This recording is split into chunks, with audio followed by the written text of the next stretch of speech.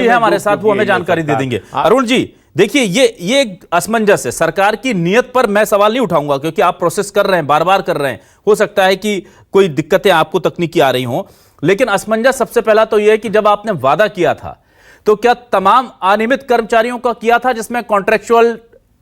या संविदा या दैनिक वेतनभोगी या आउटसोर्स तमाम लोग शामिल थे, या उस वक्त आपने केवल संविदा का किया था या कोई दो खास प्रकार के वर्गों का किया था? पहले तो यह स्पष्ट कर दें, और दूसरा स्पष्ट यह भी कर दें कि सर इस बार जो जानकारी मांगी गई है वो क्या तमाम लोगों को लेकर के मांगी गई है या आप स्पेसिफिकली कुछ लोगों को रेगुलाइजेशन करने की प्रक्रिया को आगे बढ़ा रहे हैं?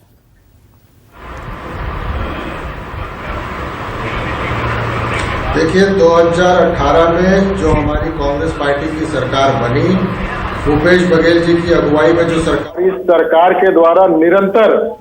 जनहित में जो फैसले लिए गए हैं वो दुनिया के सामने है और छत्तीसगढ़ के लोगों के सामने है। 2.5 करोड़ जनता इस बात को भली भांति देख रही है कि भूपेश है तो भरोसा है। इसको साबित करने के लिए हमारे कार्य काफी है, हमें बताने की आवश्यकता नहीं पड़ती है। दूसरी बात, हमारी नीति और नियति में दोनों में कोई फर्क नहीं है। हम जो नीति बनाते हैं वो लोगों के लिए बनाते हैं, और हमारी नियत से कोई आदमी शक करता है इसका मतलब वो धरातल पे नहीं है, वो दूसरे स्वर्ग की दुनिया में विचरण कर रहा है।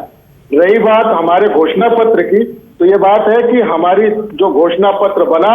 हमारे जो नेता थे उस समय भूपेश बघेल जी, टी.एस. सिंहदेव जी, इन लोगों ने एक एक जिले में जाकर लोगों की राय जानकर और वो घोषणा पत्र तैयार किया था, और हमें पूरा भरोसा था कि ये सरकार पूर्ण बहुमत से आएगी। और मैं यहाँ तक बता दूं कि उस समय भी हमारे जो नेता थे उन्होंने ये साफ कहा था कि हमारे 60 से ऊपर के विधायक जीतेंगे, और आप देख लीजिए कि हमारे 67 जीते, उसके बाद हम 71 हो गए। तो हमारी कथनी और करनी में एक रत्ती भर का भी कोई अंतर नहीं है। और आगे जो बातें कही जा रही हैं, हमारे जो सरकार है, हमारे मुखिया है, हमारी जो कांग्रेस पार्टी की सोच है, उसके अनुरूप हर व्यक्ति को मजबूत करने का जो प्रयास है, चाहे वो किसान हो, चाहे मजदूर हो, चाहे कर्मचारी हो, चाहे मितानिन हो, चाहे आप महिला हो, चाहे युवा हो, ठीक है, हर दिशा में जिस तरह से बेहतरीन काम हो रहा है वो कहीं से कहीं आप इस बात को साबित करने के लिए काफी है कि हमें इस तरह की डिबेट में बैठने की भी जरूरत ना पड़े। और भाजपा के लोग झूठा आरोप लगाकर अपने 15 साल के जो उन्होंने गलत काम किए, जो उनकी नीतियां रही, और जिसका कारण रहा कि 15 साल में पूरा छत्तीसगढ़ गड्ढे के अंदर इन्होंने ढाक दिया था, उस गड्ढे से उबारने में भूपेश सरकार को जितना पसीना बहाना सिसोदिया जी प्लीज, वो आपको बताने की आवश्यकता नहीं है। सिसोदिया जी, बस मैं ये जानना चाह रहा था, देखिए बड़ा थोड़ा सा कंफ्यूजन है, मुझे ये बताइए ना सर, ये जो प्रोसेस आप कर रहे हैं इसमें क्या तमाम लोग शामिल हैं या केवल संविदा कर्मचारियों के लिए हो रही है, दैनिक वेतनभोगियों के लिए हो रही है? ये स्पष्ट कर दीजिए सर, ये बड़ा असल मुद्दा और मूल मुद्दा है।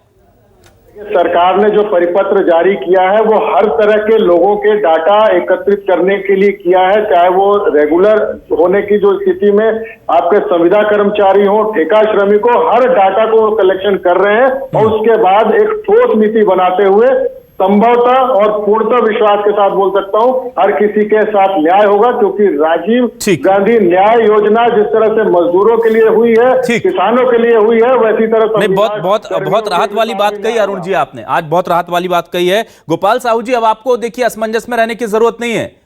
पीसीसी महामंत्री बोल रहे हैं कि हम सारा डेटा जुटा रहे हैं और हम पूरी कोशिश करेंगे कि सबको न्याय मिले।